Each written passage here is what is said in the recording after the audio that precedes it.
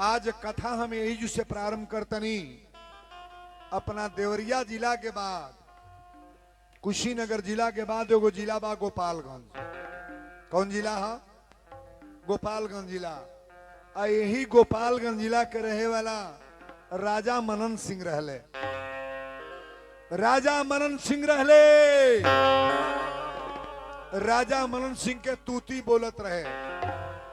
कई हजार 100 बीघा खेती रहल, बहुत तगड़ा प्रबल्टी रहल, कितना मकान रहे।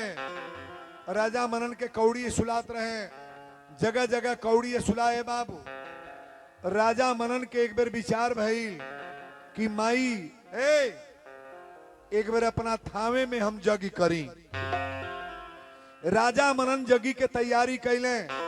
आ जगी के तैयारी में अक्षत रंगवले, गड़ी के गोला, कसैली, पान के पत्ता, सजी सामान मंगवले। अपना पुरोहित पंडित जी के बुलौले। बाबा से कहले बाबा अब हमरे यहाँ जग होई। आए जगी में पहले न्योता लेके गंगा माई के दे आई। ले के गंगा माई के न्योता दे आई।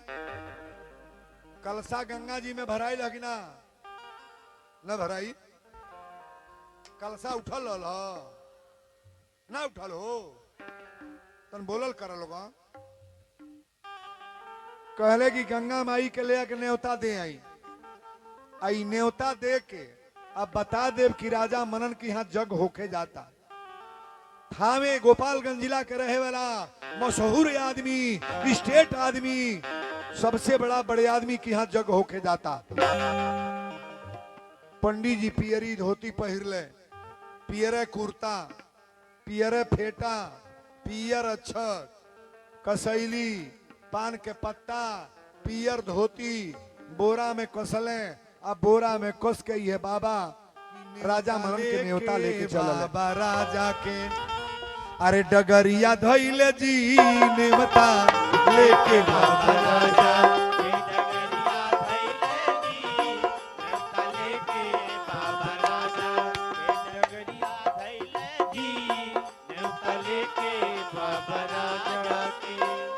हथवा में पानावा, हथवा में पानावा, सोपरिया लिहले जी न्योता लेके बाबा राजा। डगरिया धैले जी न्योता लेके बाबा राजा। डगरिया धैले जी न्योता लेके बाबा राजा। जब पंडित जी न्योता लेके चले ना तो रास्ता में रहसुआ अपने दुकानी पर बैठल बा। रहसु कहले बाबा प्रणाम। ए पंडित जी पाव लागतानी। ए बाबा प्रणाम 4 बेर बोलने। आ जब ना बोलने बाबा तो रहसु कहले ए बाबा। पंडित जी मुड़ के तकले, कहले दिमाग तोर खराब बा का बार बार टोकत अड़े का बार बार टोकत अड़े? रसू कहले बाबा छोट जाति जरूर बानी हम, लेकिन हमरो मन में श्रद्धा बा। भले हम हरिजन हई रौरा ब्राह्मण हई, रोज प्रणाम करीले, आज प्रणाम ना करी। राजा के न्योता ले बने बाबा घमंडे भागत अड़े। रसू कहले रौरा रुकली काहे ना हई? पंडित जी कहले जबान संभार के बोल। राजा मनन के न्योता लेके जाता नहीं, आज चमारे के जात रास्ता में टोक देले। आबे राजा जान जात हमके तलवार से काट दिए। रसू भरभर बरबर रोवे लगले। कहले बाबा हमरा जाति से छूत मनावता नहीं, हमरा जाति से। अरे हरिजन जरूर बानी लेकिन श्रद्धा हमरो तने बा। अच्छा बताई प्रणाम को नहीं तो आशीर्वाद देव चाहिए कि ना? कहले पहले टोका दिले, रास्ता में बोला दिले, बोलते कहल का चाहतड़े। रसू कहले बाबा अगर राजा मनन की यहाँ जग होता और न्योता लेके गंगा माई के जाता नहीं तो हमार निवेदन ही है बा हमऊ 2 रुपया कमैले बानी, हमरो रुपया ले ले जाई आ गंगा माई में डार दे। अब बता दे कि रहसुआ चमार दिहला। बोल का कहतड़े। रसू कहले बाबा हमरो 2 रुपया ले ले जाई आ गंगा माई में डार दे। अब बता दे रहसुआ चमार दे ले बा। बाबा कहले तोहर अब्बे तोहर बाजार बना दे हम अब्बे। अरे राजा के न्योता के साथे चमारे के चंदा जाई रे, पैसा चमार के पैसा जाई। रसू कले बाबा अगर राजा के न्योता जाता पैसा में कोनो छूत बा, कोनो बकरी काट के ले आके पैसा वीरेंद्र बाबा के दे तो लेब की ना, ले ले। मुर्गा बेच के दे पैसा तो लेब की ना, ले ले। अंडा बेच के दे तो लेब की ना, ले ले। कहो बकरी काट के कोनो पैसा दे तो लेब की ना, ले ले। मर्डर क के कोनो पैसा दे तो लेब की ना, पैसा में छूत बा। पंडित जी कहले छूत बा, राजा के पैसा के साथ तोर न्योता ना ले जाए। राजा मनन सिंह की न्योता हो, स्टेट आदमी, और राजा के पैसा लेके तोर हम राजा के पैसा के साथ न्योता के साथ चमारे के पैसा जाई।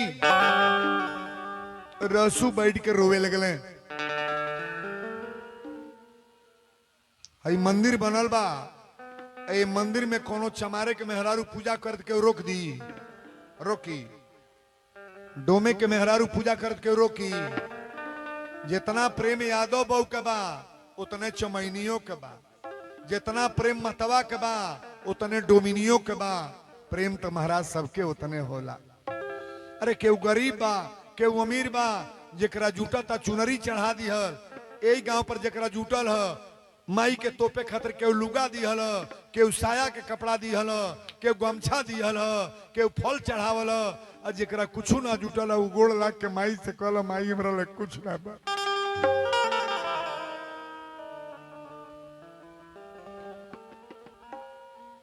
गरीबी बड़ा बुरा होला।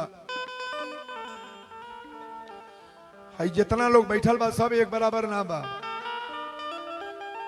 कोनो के घर ऐसनो बा जे कीन के खाई जाला। हई राशन मिलता उसे कार ना चलता। कौन के घर ऐसनो बा कि मर्द 1 रुपया ना देता, मजूरी करके उ खातिया। तो माई के साड़ी कहां से दी? आज के कथा सुनला के बाद बताए कि वीरेंद्र बाबा का बोल गईल। आज माई दुर्गा से हमरा ई कहे बा जे के गरीब बनौले बाड़ू ओहू के अमीर बनावा, ओहू के बेटा खमा। कई गो गरीब के मेहरारू हमसे कहली कि बाबा आज 2 दिन भइल बा हमारे घरे रसोई ना बनल बा, चावल बा आटा बा लेकिन मर्द वो बनावे देत नहीं खे। हम निवेदन करेंगे जितनी भी बेटियां बहनें आई हैं, रोज हंसने वाली कथा थी लेकिन आज हंसने वाली रोने वाली कथा है। रसू कले बाबा ये न्योता ना ले जाए। पंडित जी कहले राजा के न्योता जाता चमारे के पैसा ना ले जाए।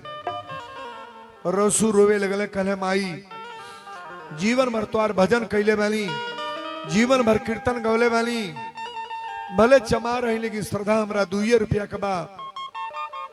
ये जगी में सबे बराबर नहीं दिले बा। केहू 100 रुपया दिले होई, केहू 50 रुपया दिले होई, जेकरा नहीं जुटल बा 11 रुपया दिले होई, लेकिन जे 5 लाख दिले बा वो गरीबे के 5 रुपया ओकरे बराबर बा। ताली बजाओ बरिया रे।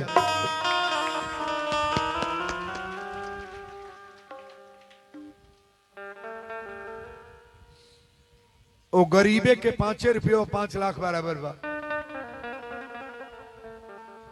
पंडित जी कहले तोर पैसा लेना जाए। रसू कहले बाबा ले ले जाई, अब मन पड़ जाई तो गंगा जी में हमार पैसा फेंक दे।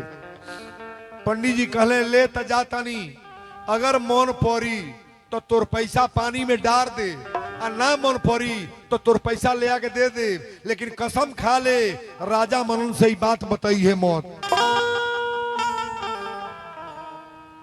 आदमी जब लाइट में आवेला तो लोगों के जान जाला कि ना।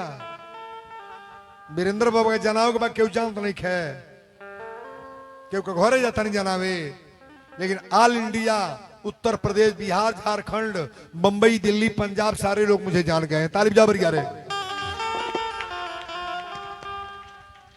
2 रुपया ले ले चमारे के पैसा थैली में डर ले, आ राजा मनन के न्योता कपारे पर लेके चल वाला कथा तो 2 रुपया देखा शुरू कर ले बा कि न्योता लेके बाबा राजा के, अरे डगरिया धोइले जी न्योता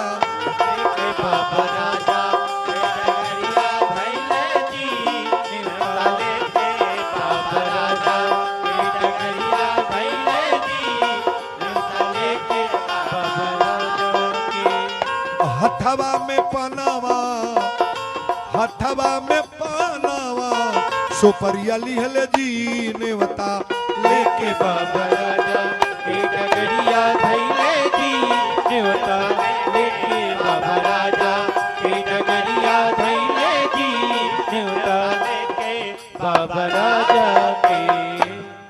गंगा महारानी के घाट पर न्योता लेके गईल। पहले हमने घरे बिया तय होत रहल न त न्योता मंदिर पर दियाई, माई के दरबार में जाई, हनुमान जी के दुआरी पर जाई, पहले न्योता देवी देवता के दिया तरलो। अब न्योता के दिया था जहिया बियाह तय भइल पता कर कि कौने के पोखरा में बड़का बड़का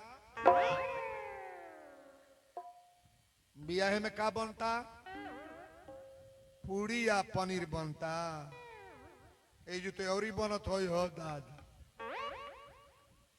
यादव लोग के गांव हो, चौहान लोग के। अब वीरेंद्र बाबा सिखावे जाता है। पहले न्योता देवी दुर्गा के माई के ब्रह्म बाबा के दिया तरलो।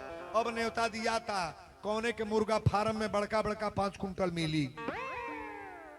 पता खोल जाता कौने के कौने चिकड़ा की यहाँ 50 गो बकरा मिली। अब बताओ लड़की के मांगी में सेनूर पड़ता, अब 50 को 1000 जीव हत्या कर रहे हो, इस सेनूर फायदा करेगी नुकसान नहीं बोलोगे?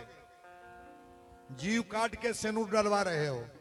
कान खोल के सुन लो, जेकरी घरे बियाहे में तिलके में ही कटाता ओकरे लड़की के भर भाका चली ना। मैं बोल रहा हूं पूरी पुलाव पनीर मशरूम सब बनवाओ, लेकिन बेटी बेटा के बियाहे में रच बच कतई ना बनवाओ। कलसा धरा लगना, हरदी चढ़ लगना, बाबा कथा बाँचे लगना ना होला, वेद मंत्र के पूजन होला, आ सजी पूजा करा के आ 100 गो बकरा मंगवा के दुआरी पर कटवाव, मुर्गा कटवाव, वो बेटी के सिंदूर रही कि उठ जाई। दिमाग खोल करके सुनना, हाथ जोड़ करके निवेदन है, बाद में खाइल पियल करी है, लेकिन सुबह के कार में कबो बकरी बकरा मुर्गी मुर्गा मत कटवैया। ताली बजाओ बरिया रे। लेके न्योता गईले आ गंगा माई के घाट पर खड़ा भइले। गंगा माई के घाट पर खड़ा भइले, बोरा उतरले, गड़ी के गोला, पान के पत्ता, अक्षत जितना सामान लेके गईले टप दे वही पानी में फेंकता त बारा हड़ाक दे। कहले ए गंगा मैया, हई राजा मनन के न्योता स्टेट आदमी के, गोपालगंज जिला के सुपर आदमी के न्योता है। आई न्योता कबूल कर, न्योता ले लो। माई तो हर न्योता गंगा माई राजा भेजले बड़े। पानी में जब सजी गोल तो ढोर दे दो ही गोल, और न्योता फेंक के पंडित जी भागे लगल, जाए लगल। और जब होतना दूर पर गए तो गंगा जी में बाढ़ आ गई।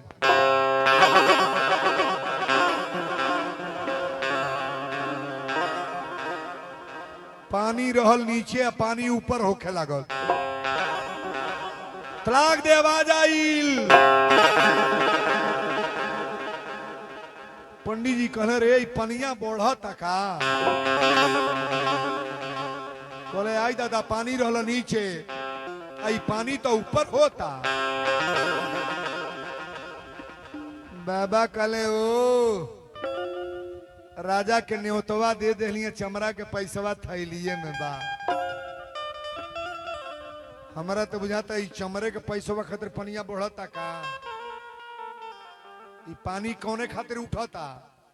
वो भक्त के रुपया खातिर। नकली न्योता दिया गई, असली न्योता पाकिट में बा। गंगा जी के लीला देखो। आर जब धैले पंडित जी डगरिया, आरे गंगा जी में उठली लहरिया कि अरे बाबूजी हो, अरे बाबूजी है, अरे मन मन पंडित जी विचार ले रहा। अरे बाबूजी, अरे भाई जी, मन मन पंडित जी विचार नहीं।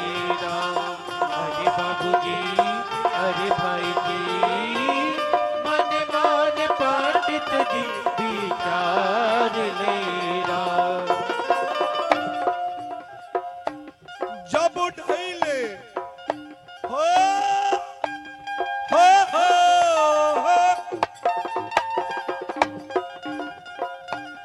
जब धैले पंडित डगरिया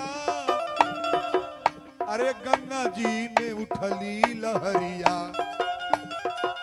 अरे बाबूजी है अरे भाई जी है मन मन पंडित जी विचार ले अरे बाबूजी अरे भाई जी मन माने पंडित जी विचार मेरा अरे बाबूजी अरे भाई जी मन माने पंडित जी विचार मेरा।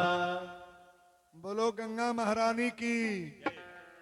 पंडित जी कहले रहसू के पैसा तो थैली में बा ऊपरे के मने गईले ताकब है ने आ थैली में हाथ डर ले बड़ा लाइन में बड़ा न हाँ तो तनी पा भरौरी ले लो जियत रहे बाबू नवरातन चलता हिनका बिरगी देखी लो तनी और हिल चला है तर चला तूर के चला पूरा तो ये सन 10 गो मर्द रहे तो कथा जमिए जाई आज 5वां दिन कहां से तू पट गईल नवरत्नों में जीव नहीं माना था। बोलो सच्चे दरबार की। इन्हों के मेहरारू इनके पर खुशे रहती हो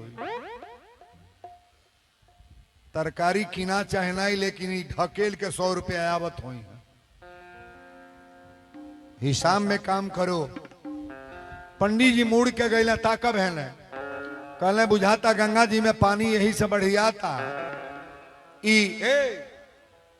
सीताराम ई रहसुआ के पैसा हमरा थैलिए में बा टप दे पॉकेट में हाथ डर ले और टप दे ये बाबू गंगा जी में पानी में फेंकल कहले ए गंगा मैया और पहला न्योता जो रहल उ राजा मनन के न्योता रहल आई जूता सिए वाला रहसुआ चमारे के न्योता ले लो पैसा दे ले लो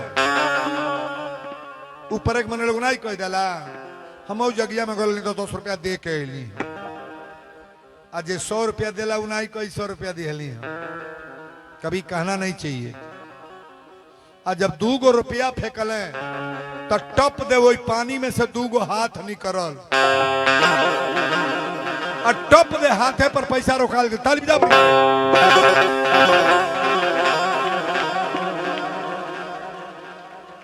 पानी में से ऊपर हाथ आई और हाथे में 2 गो रुपया रोकाइल बा। पंडित जी कहले बाप रे बाप राजा मनन के पैसा पानी में दोही गई आई कौने महिला के हाथ हो जौन पानी में हाथ पर पैसा रोकले बा। पंडित जी जब रूप देखले लीला तो तुरंत ढोई के बेहोश हो गई जैसने अगर आयल गईले उसने बुताइयो गईले। अच्छा रउरा पानी में तरह हाथ देखी तो डेरा जाए कि ना डेराइए। दम राजा के न्योता में बागी चमारे के पैसा में कि न्योता में हरजन के रुपया में 2 गो रुपया में टप दे बाबा बेहोश हो गई अब बेहोश हो के बाबा जब उठले तो बाबा सोचे लगल कि राजा मनन से जवाब कौन दे। आज तो हमारे बेटा बेटी हमनी के तलवार से राजा मनन काट दी है सबके मुआ दी है मर्डर कर दी है जिए ना दी है कहिए कि चमारे के पैसा काहे के लेके गईला। अरे बेहोश भइले बाबा जी अरे बेहोश भइले बाबा हो बेहोश भइले आ नाही रहल देहिया में जो सही होश में बेहोश भइले बाबा जी जो सही होश में बेहोश भइले बाबा जी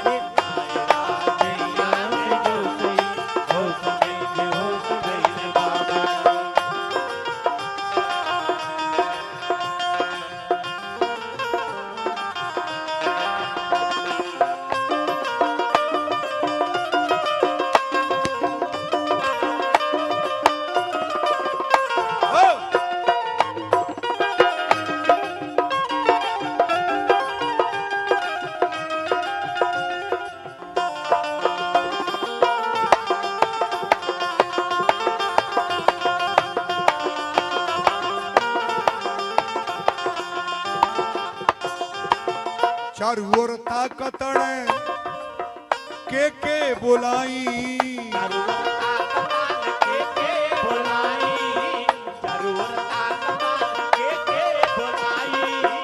मनवा के बात अब कैसे बतलाई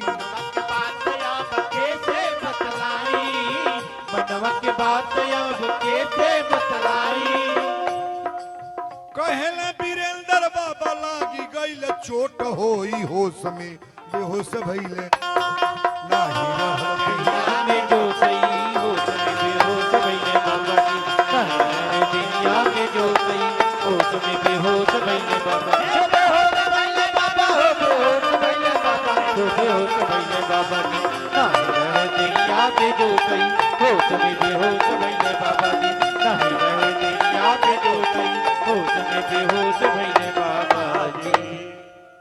दुइये रुपया कथा बदल देलस।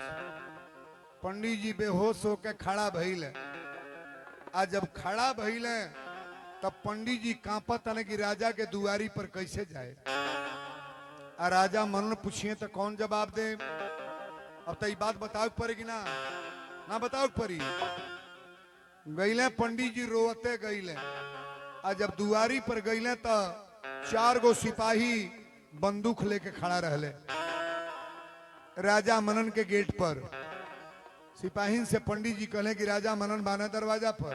आता हाँ अत जाके कही दा बाबा रोवत न दुआरी पर खड़ा होकर। सिपाही जाके कहले सरकार राउर पुरोहित पंडित जी रोवत ने। टप दे राजा कुर्सी छोड़ के दौड़ल गए। कहले बाबा रौरा के क्यों मारल ह? कहले नहीं मारल ना हो। अत गाड़ी दिहल अत ना। कहले हमार पुरोहित हई साफ बताई रौरा का भइल बा। पंडित जी कहले राजा मनन एक बात बताई हमरे देही के कोनो क्षति ना होई। कहले ना होई बताई। पंडित जी कहले सरकार राउर न्योता लेके जब गईली हाँ तो रौरी जमीनी में दुकान कले बा रसुआ। रसुआ 2 बेर कहल से बाबा ए बाबा प्रणाम करतनी ना तकली हाँ। आ जब कस के बोलल ह तो लौट के लिए कनी का ह तो रसुआ कहता काहे रिसियाइल बानी। राजा मनन कहले राही में टोकला सी ह। पंडित जी कहले टोकल के ना आगवा सोनी ना 2 रुपया निकाल के देहलस। कहता ले जाई। आ राजा के न्योता के साथे हमरो पैसा पानी में डाल दे। राजा मनन कहले कि हमारी न्योता के साथे चमार के पैसा ले गईली हो। हे तरह कांपे लगले। कहले सरकार ले गईली है। कहले राजा मनन का भइल ह? अतराउर न्योता जब फेंकली हाँ तब पानी में दही गईली हाँ। आ लौट के आवे लगली हाँ तब गंगा जी में बाढ़ आ गई हाँ। फिर गईली हाँ आ पाकिट में हाथ डाल के आ जब पैसा फेंकली हाँ तो दोनों हाथ उठा के गंगा मैया हाथ पर रोक ले लिया।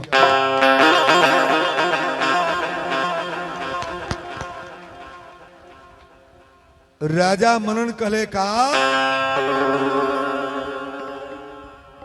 हमार पैसा पानी में दही गई। हमार न्योता पानी में आई चमारे का पैसा हाथ पर रुकाई हो।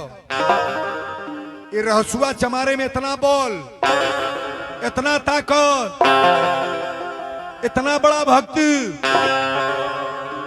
पंडित जी कहले राजा मनन यह कारण बा हमरे से डरन बताओ तो नाली रोते एली हम। राजा मनन कहले एक बात बताई रसुआ चमारे में औरी कोनो गति कोनो कारण बा।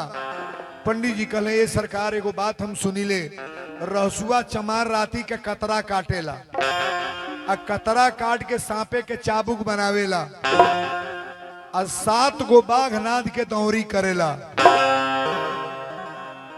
बाघ सवारी केकर ह? बाघ सवारी दुर्गा माई के सवारी है। और रहसुआ बाघे के दौरी ना धेला। राजा मनन कहले का रसुआ बाघे के दौरी ना धेला सांपे की चाबुक बनावेला दौरी नाथ के का निकालेला। पंडित जी कहले अनाज निकालेला और प्रसाद माई दुर्गा के चढ़ावेला। दुर्गा जी के प्रथम नाम के पुजारी रहसु चमार बा। राजा के रोमा गनगना गई।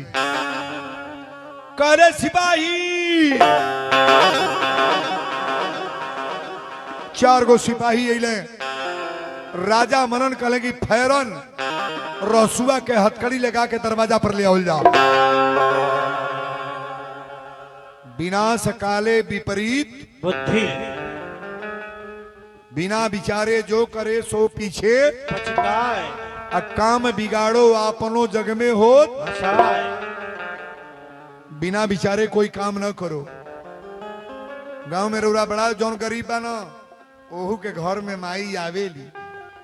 ऐसा कबो न सोचब कि हम बड़ा का बानी तो हमरा दुआर पर माई आई है। अब दिखाई जो दिखावे चलता नहीं हम 4 गो सिपाही गेले रहसू मड़ई के घर रहे भोजन करते रहे। सिपाही ओकरा मेहरारू से कहले रहसू कहाँ बड़े आ तो सरकार रहसू तो घर ही में बाड़े भोजन करते रहे। और रहसू जब सुनले राजा के सिपाही तो रहसू यही तरह कांपे लगले। रहसू जान गए कि माई दुर्गा 2 रुपया तू देखा तनी आज हमार गर्दन कटवा देबू। रहसू डेरा के कहले आर गईले डेराई रहसू आरे गईले हो डेराई आ काहे खाती राजा जी बोलोले बानी। काहे खातिर राजा जी बोलोले बानी। काहे खातिर राजा जी बोलोले बानी। गईले डेराई रहसू गईले हो डेराई आ काहे खाती राजा जी बोलोले बानी। काहे खातिर राजा जी बोलोले बानी। काहे खातिर राजा जी बोलोले बानी। कोनो कैली नाही गलती कोनो कैली नाही गलती आ काहे खाती जी बोलोले बानी। काहे खातिर राजा जी बोलोले बानी। काहे खातिर राजा जी बोलोले बानी। गईले डेराई रसू गईले हो डेराई। काहे खातिर राजा जी बोलोले बानी। काहे खातिर राजा जी बोलोले बानी। अच्छा एक बात बताई कोनो गरीबे आदमी के राजा के सिपाही आ जा कोनो बड़े आदमी के तो वो गरीब कांपे लागी कि ना। सरकार हम गरीब आदमी हमरा द्वार पर सिपाही काहे के। कोनो स्टेट आदमी के दरोगा से बतियाओ बा भलुवनी ना तो ओकरा गईले में पहुंचले में देरी ना लागी। ए गांव के कोनो गरीबे के जाएगा तो जरूर के बड़े आदमी के पकड़िए बाबू तन चलब सिपाही जी बोलोले बड़े। ए रहसू के हथकड़ी लाग गई आ हथकड़ी लगा के जब सिपाही खींच के लेके चलले ले के राजा मनन के दरवाजा पर धड़ाक दे पटक देले। गरीबों पर दया करो। हमें गौवा में जे बा न अपना के जे हिटलर बा कोनो गरीबे के गरियावे के बा मारे के बा तुमका देरी ना लागी। तने अपने बराबरी में झुरा के देखा तार मर्दाई ठंडा हो जाता कि ना हो जाई हो नहीं हो जाई नहीं हो जाई। एक के दिन में गाड़ दी है सो खोन के कितने मर्दन के देखले बानी ना मेहरारू के धमर धमर मारे लगी है। अरे मर्दाई देखा बा तो मेहरारू के का मार तड़े कोनो नामी मर्दे सझुरा के देखाव तो के मर्द मानल जाई।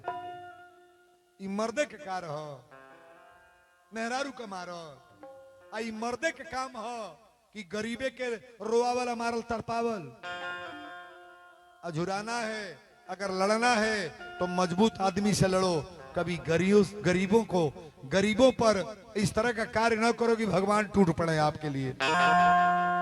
बोलो सच्चे दरबार की। रसू चमार के ले आकर पटक दी हल्लो। रसू यही तरह हाथ जोड़ के कांपा तड़कल है सरकार आखिर कौन गलती बा हमरा के दरवाजा पर बोलोली हम सनेसा दिल रहती हम चली आई लेती। राजा मनन कले रसुआ पहले कर हथकड़ी खोला जा। हथकड़ी खोला गई।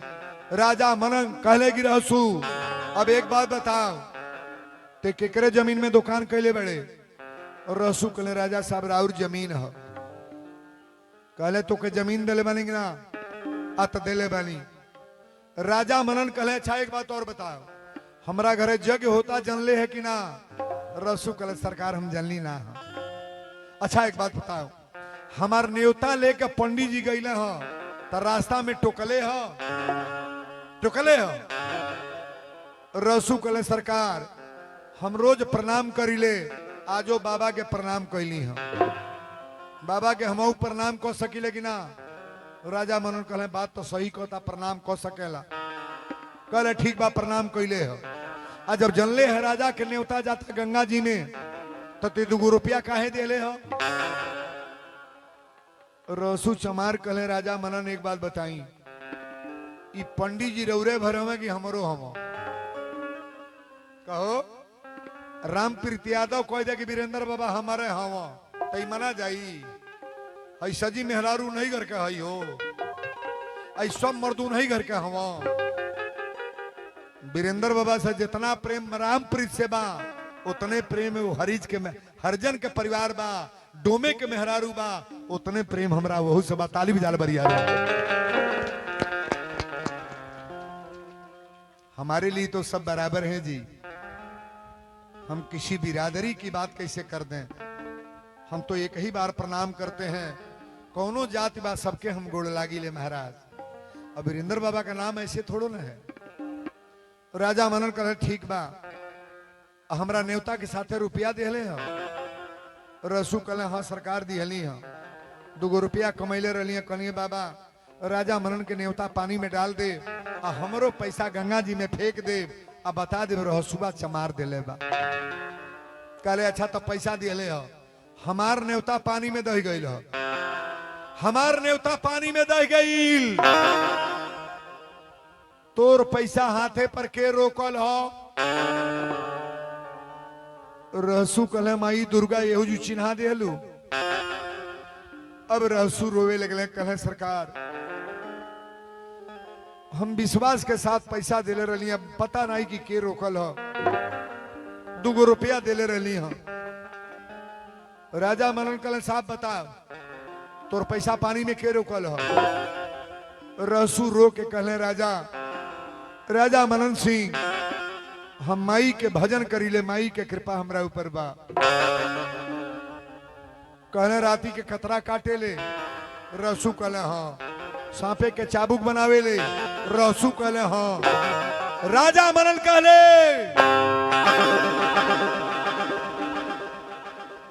बाघे के नाद के दौरी करे ले? रहसू कहले हाँ सरकार बाघ के नादी ले दौरी करी ले। राजा मनन कहले अच्छा बताओ दौरी को के अनाज निकाल के चढ़ावे ले? रहसू कहले सरकार माई के भक्त हैं, माई के प्रसाद चढ़ा ले। ताली बजा बरिया रे।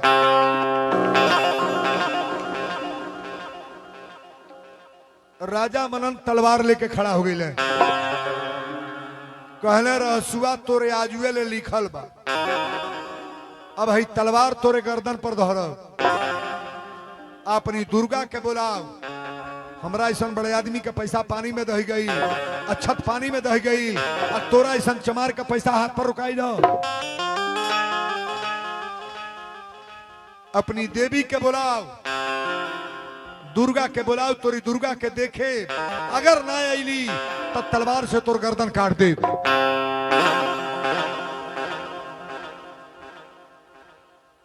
रहसू कहले माई दुर्गा ई कौने खतरा में डाल देलू? माई दुर्गा सहारा केकर करेली? जे माई के भक्त बा। भगवान सहारा केकर करेले? जे भगवान के भक्त बा। डुप्लीकेट लोग का सहारा तो भगवान करते ही नहीं है महाराज। रहसू लोगों खप्पर दिहले। एक बात सुन लो, नवरात्र में जे खेला तो हो ही, पंडाल में नहीं खेलना है, बाहर खेलना है। इधर खेलना होगा तो बाहर निकल जाना, चूंकि पचराब से शुरू होके जाता। इस कथा में बहुत महिलाएं खेलती हैं। हिलल शुरू करी है तो बाहर हेजू आके, ये पंडाल में नहीं। माई भगवती जकरा ऊपर आवत होके वो पंडाल में कतई नहीं खेलेगा। भीड़ में मत खेलना, कई लोग परेशान हो जाएंगे। जिनको खेलना है बाहर आ जाएंगे। 9 गो खप्पर धैले आ कपूर जला के पियर धोती पहिर के रहसू यही तरह आसन लगा के बैठल है। कहले माई दुर्गा अब तो हमरा मरे के बा, अगर तुहार सहारा होई तो ई राजा मनन के समझा द कि माई दुर्गा के माने वाला व्यक्ति कभी दरिद्र ना होला, गरीब ना होला। अब माई दुर्गा के माने वाला व्यक्ति के इस पृथ्वी पर कोई मिटा नहीं सकता है। ताली बजा भरिया रे।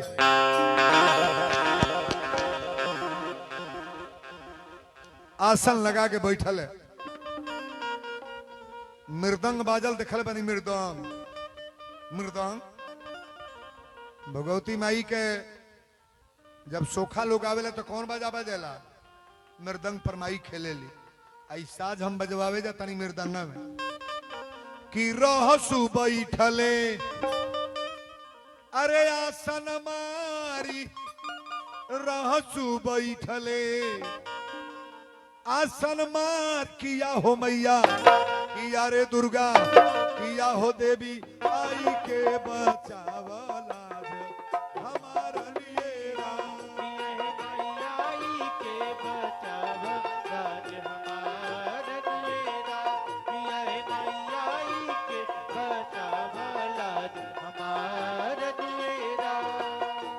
पापी दुश्मनवा तन न कटार, पापी दुश्मनवा तने लकटार, पापी दुश्मनवा तने लकटार। आजा माई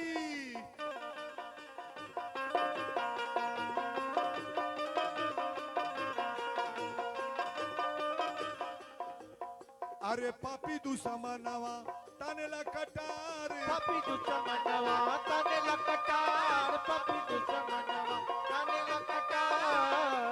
किया हो दुर्गा, किया हो मैया, किया हो माई, आई के बचावला हमारे लिए।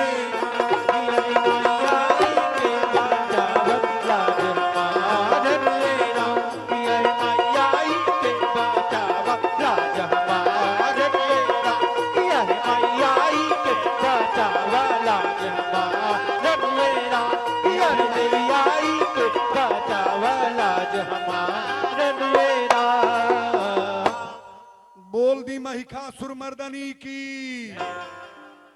जोने माई के मूर्ति रौरा धरे जातनी वही माई के कथा बा।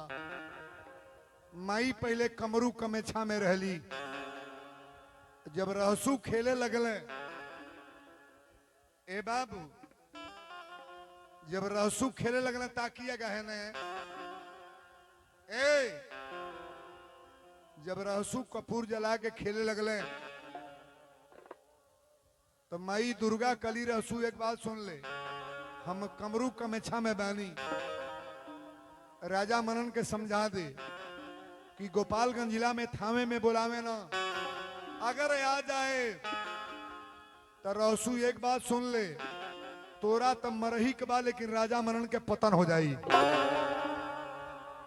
माई दुर्गा के बुलावे मत ए बाबू, माई दुर्गा के बुलावे मत। रसू राजा मनन के गोड़वा पकड़ के कहले, राजा मनन रउरा से निवेदन करतनी दुर्गा माई के बुलाई ना, दुर्गा मैया के मत बुलाई। कहना चुप, ते अपनी माई के बुलाओ, तोरी माई के देखब कि दुर्गा में कितना शक्ति बा, तोरे भगवती में कितना शक्ति बा, तोर दुर्गा जी का कर सकेली। रसू कले ना मानो, ना मानो। राजा कले चुप, अपनी दुर्गा के बुलाओ, तोरी दुर्गा के देखे। रसू कले माई राजा, ई दुष्ट राजा मानी ना, तलवार हमरी कपारे पर धैले बा गर्दन पर, आई तड़प तड़प बोला था हमार करेजा हिला था। माई माई दुर्गा देखी है ने, ताकल जा है ने, वो देहिया ह कपड़ा बदलल बा, कथा है ने होता की है ने।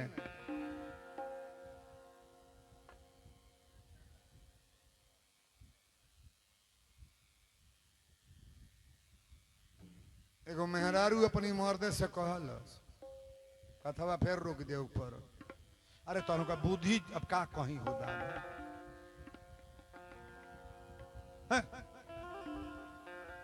एगो मेहरारू अपने से मर्दे से कलच करो रो 12 बजे रतिया के झगड़ा होता तो कैसे सिपाही आ जाता है सो 12 बजे रतिया के तब मर्दा कलच से एगो लाइन चलल बा 112 नंबर पर फोन कइल जाई तो सिपाही आ जाई।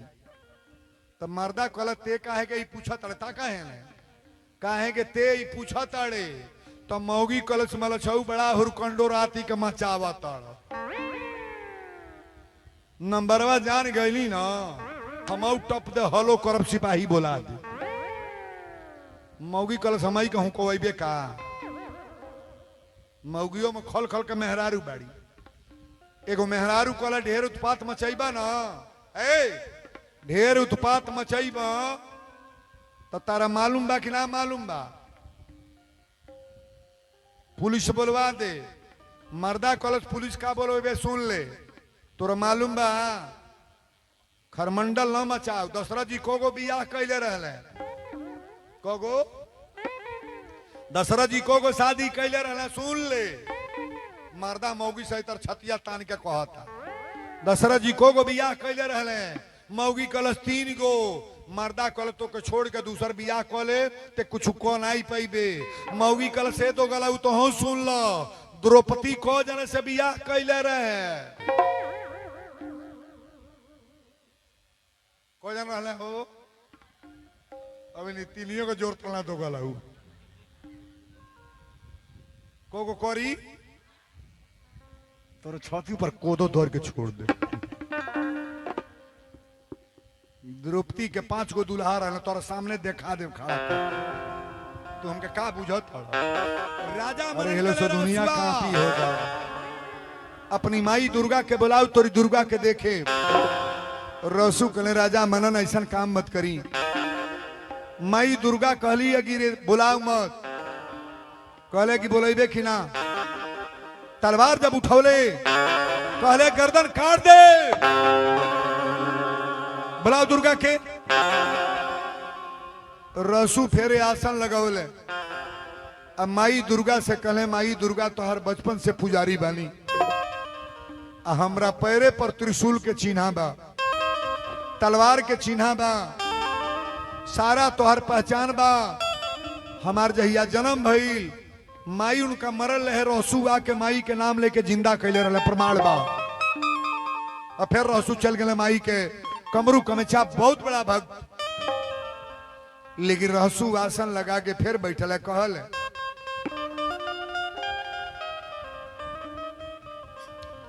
अरे हाथ जोड़ी कहे रहसू माई से अराजिया हो अरे दुर्गा से अराजिया हो सुन ले मैया जी हमारा नुएरा नमो सुन ले मैया जी हमारा नुएरा नमो सुन ले मैया जी हमारा नुएरा पापी दुश्मनवा राजा तनले तलवारिया तनले तलवारिया तनले तलवारिया न हो पापी दुश्मनवा राजा तने तलवारिया तलवारिया तलवारिया न हो माने नाही बतिया हमारा नेरा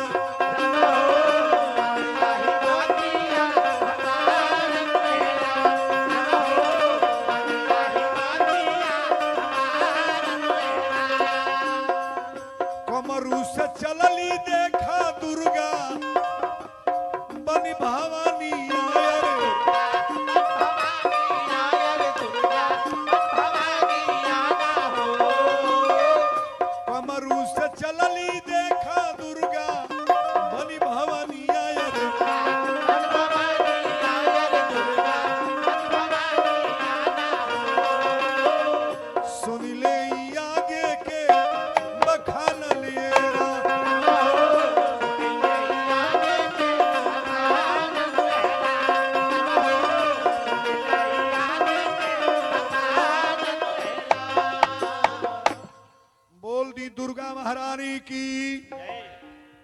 कमरू कमेछा में पहले दुर्गा जी रहली, आज जब बाघे पर चढ़ के चलली तो कहली रसू राजा के बता दे।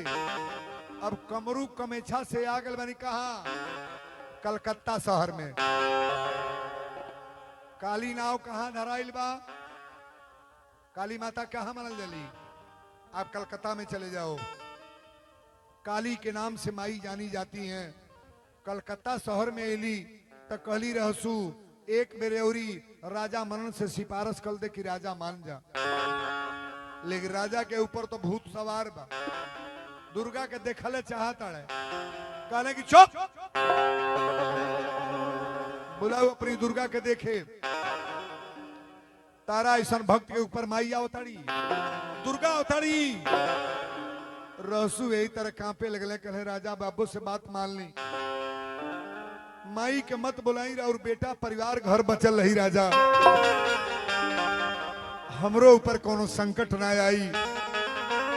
अगर भक्त गुहार कह दियल आ जे जे दुश्मन बा वो दुश्मन के दुर्गा जी वध कर ली। ताली बजा बरिया रे।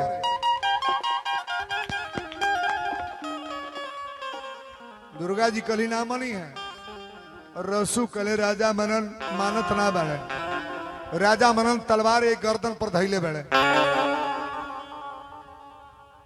राजा मनन कले अपना माई के बुलाओ, तोरी माई के देखब कि कितना शक्ति बा, कितना दम बा, आ कितना बड़ा पुजारी ते चमारे के जात बाड़े।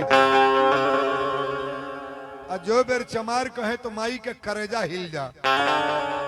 अच्छा एक बात बताओ, माई के कृपा हरजन के परिवार में ना होई, डोम के परिवार में ना होई, यादव के परिवार में ना होई, खाली वीरेंद्र बाबा की यहाँ ही है। सबकी घरे माई के कृपा बराबर।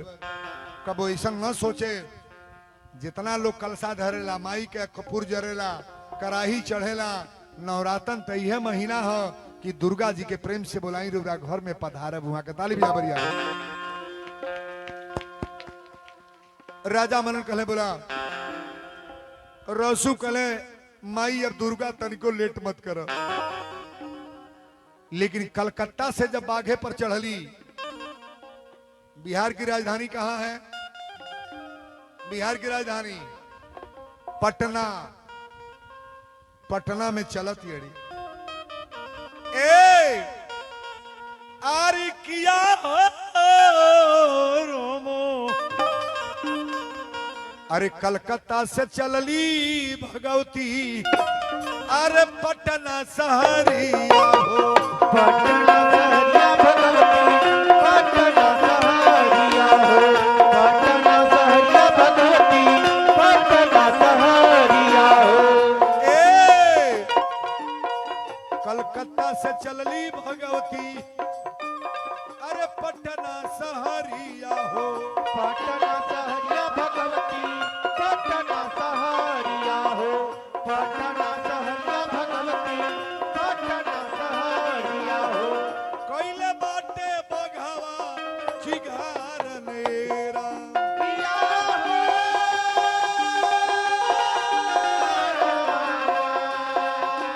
हे राम हो, कैले बाट बघावा चिघार नेरा। ए थर थर कांपे बाबू रहसु के शरीरिया हो, रहसु के सरिया ए बाबू, रहसु के सरिया हो, रहसु के सरिया ए बाबू, रहसु के सरिया हो। ए थर थर कांपे बाबू रहसु के शरीरिया हो, रहसु के सरिया ए बाबू, रहसु के सरिया हो, रहसु के सरिया ए बाबू, रहसु के सरिया हो। बार बार कर ले पुकार लेरा, पिया हो,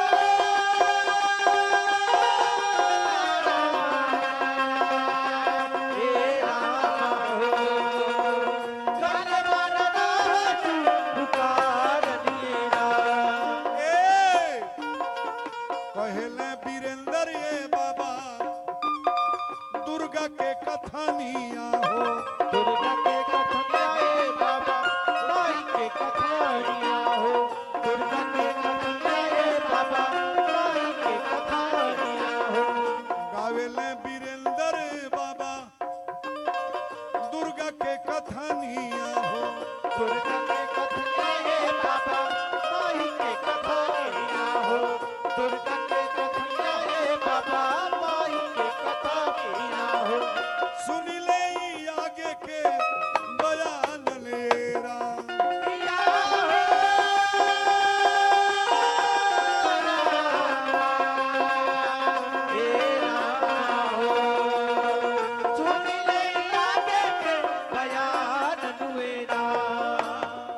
जेकर सहारा रे करी है ए बोलो दुर्गा महारानी की अरे जेकर सहारा रे करी है दुर्गा महारानिया हो दुर्गा महारानिया भैया दुर्गा महारानिया हो दुर्गा महारानिया भैया दुर्गा महारानिया हो कैसे नैया डूबी बेड़ा पार नेरा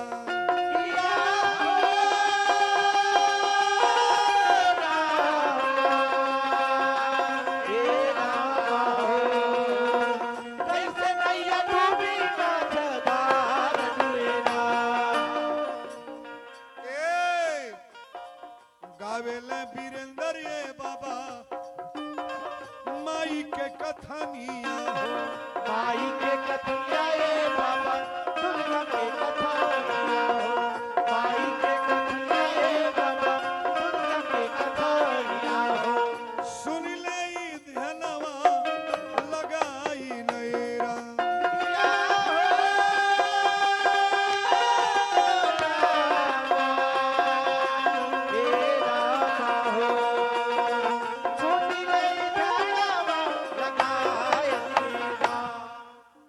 कथा तय बाइल बा ए बाबू तनी बढ़ा लो दुर्गा माई कहाँ आ गईली पटना में आयल बड़ी का नाम धराई पट्टन माली देवी का नाम आप सभी लोग जानते हैं पटना शहर में जाइए कलकत्ता में जब अली तब काली के नाम से आई है दुर्गा जब पटना में अली तब पट्टन वाली देवी अब पटना शहर से जब चलल बड़ी गोपालगंज जिला में इस जगह बा थावे बाबू और थावे के आगे बा घोड़ा घाट माई के आसन घोड़ा घाट में भी बा बिहार जाइएगा आप अब माई जब थावे के तैयारी बनौली तो राजा मनन से रहसू कले राजा आखिरी आवाज मारबा हमार बात मान लो राजा माई दुर्गा के मत बुलाव अगर भगवती आ जाई है तो तार बर्बाद हो जाएगा मान लो राजा करे चुप बुलाओ अपनी दुर्गा के तोरी दुर्गा के देखे राजा मनन के सामने फिर रहसू आसन लगवले और है पहला वाला पचरा कि रहसू बैठल राजा मनन हमारा आखिरी आवाज बा अब तके चाहे हमार गर्दन काट दो और चाहे दुर्गा जी आके हमके मृत्यु दंड दे दे अब एक बाद हम न बुलाए और न कुछ कहब राजा रहसू मौन मार के माई दुर्गा के रोवे लगले बुलावे लगले कि रहसू बैठले अरे आसन मार किया हो मैया किया हो देवी किया रे दुर्गा आई के बचावा लाज हमारा लिए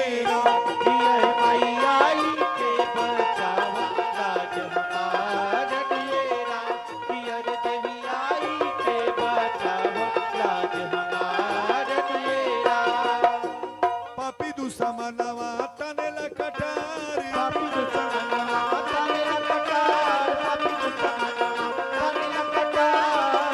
किया रे दुर्गा किया हो देवी किया रे मैया आई के बचावला हमारे लिए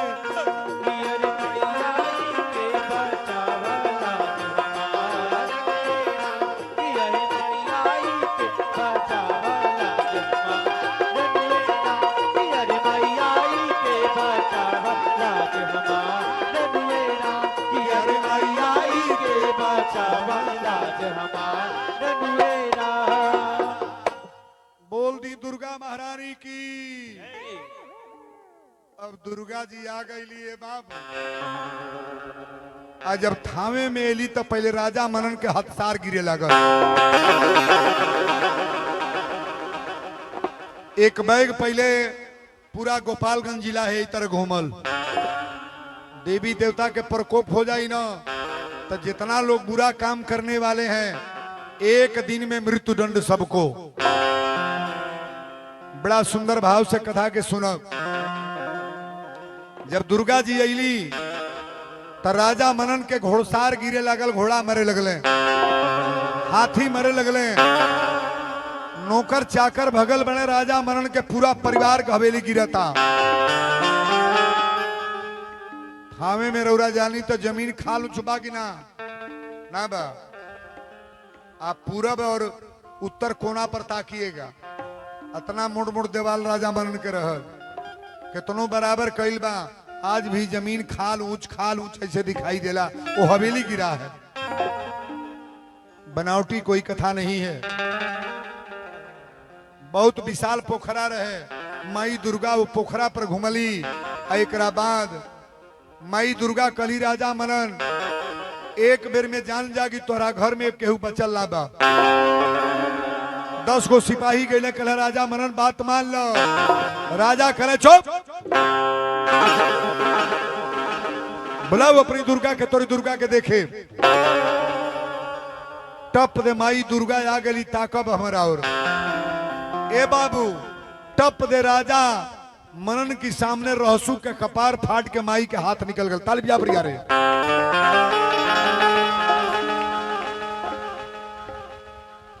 राजा मनन जिंदा बाने ताकब हमरा। और यही तरह रहसू के कपारे में हाथ निकलल बा। जे थामे गइल बा उ देखले होई। रहसू के कपारे में आजो माई दुर्गा के हाथ यही तरह कंगन बा। और जब हाथ निकलल तो राजा मनन पंडित जी से कहले बाबा यह हाथ जोने पर पैसा रुकल रहे। पंडित जी कांपे लगले, रहसू के गोड़ पकड़ के पंडित जी रोवे लगले, कहले रहसू माई दुर्गा से कही दा कम से कम हमके बख्शीश दे दे। राजा से कहले राजा ये हाथ हो, ये हाथ हा जो हाथ पर माई रुपया रोकले रहली। ये कंगन है राजा, उतना पानी में हाथे पर पैसा रुकल रहल। जब रहसू के कपार फाट के कंगन आइल बा, अब माई दुर्गा बोलता नहीं रहसू चुप। दुर्गा जी कली बोल राजा तो के का चाहिए। राजा जब जान गए नहीं तो दुर्गा की आवाज है। राजा कहे माई दुर्गा अब हमके तू बचा ल। अरे घर में तो सब लोग मरिए गई, हमारा घर में केहू चिराग जलावे वाला ना बचल, हमके बचा ल माई। माता दुर्गा करी चो। भक्त के कपार फाड़ के कंगन दिखा देली। अते कहत रे हमके बचा ल। बताओ तो के माई लौकत तड़गी ना। राजा कले माई लौकत तड़ू। रहसू के दोनों गोड़वा पकड़ के राजा रोए लगले। राजा कले रहसू अब हमके बचा ल। माई दुर्गा कली जब भक्त ना बचल तो तोके तोरे ऐसा घमंडी आदमी के कैसे बचक बा। टप दे राजा मनन वो जो मर गई बाबू। ताल बिजा बरिया रे। लेकिन माई के हाथ बा, कतने लाख लोग जो जुटल। माई के पूजा क दिन होला, क दिन, कौन कौन दिन? सुख के सोमार। अरे माई हो लाल देवी लाल चुनर बीचे निखरेलू चेहरा चमकेलू सुकावा सोमार। मैया लाल चुनर बिच निखरल चेहरा चमकेल सुकवा मैया लाल माई लाल चुनर बीच निखरल चेहरा चमकेल सुखवा सुमार। निर्धन के धन देलू कोढ़ियन के काया रूपवा बा तोहरो महान है। निर्धन के धन देलू कोढ़ियन के काया रूपवा बा तोहरो महान है। बोलो दुर्गा महारानी की। जय। निर्धन के धन देलू कोढ़ियन के काया रूपवा बा तोहरो महान है। माई बाझिनी माई बझिनिया के लाल देलू हे दुर्गा मैया दुनिया में होला जय जयकार। बीच निखरल चेहरा चमकेल सुखवा सुमार। माई लाल चुनर बीच निखरल चेहरा चमकेल सुखवा सुमार। दुर्गम के मारी मैया दुर्गा कहवलू महिमा बा तोहरो अपार हो। दुर्गम के मारिया दुर्गा कहवलू रूपवा बा तोहरो अपार है। बोला महिषासुर मर्दनी की। जय। दुर्गम के मारी मैया दुर्गा कहवलू रूपवा बा तोहरो महान है। माई हो व्यास माई हो बाबा वीरेंद्र के खेवत रहिया नैया कबहू न डूबे मजधार।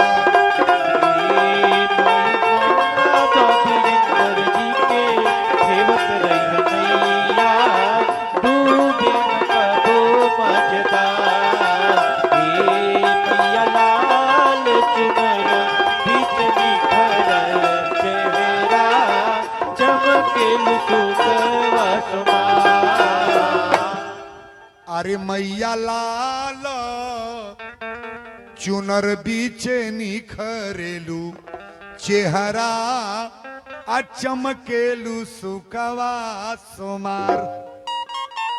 मई दुर्गा से कह जेकरा घरे आज ले बेटा ना भइल बा ओ के दुआरे पर थरिया बजवा द ओ बझनिया के गोद भर ओ माई तार गीत मांगर गावे तार सौगुन उठावे नीबी के पेड़े पर छाक दे ओहू बजनिया के गोद भर तालिब जाबर यारे ना।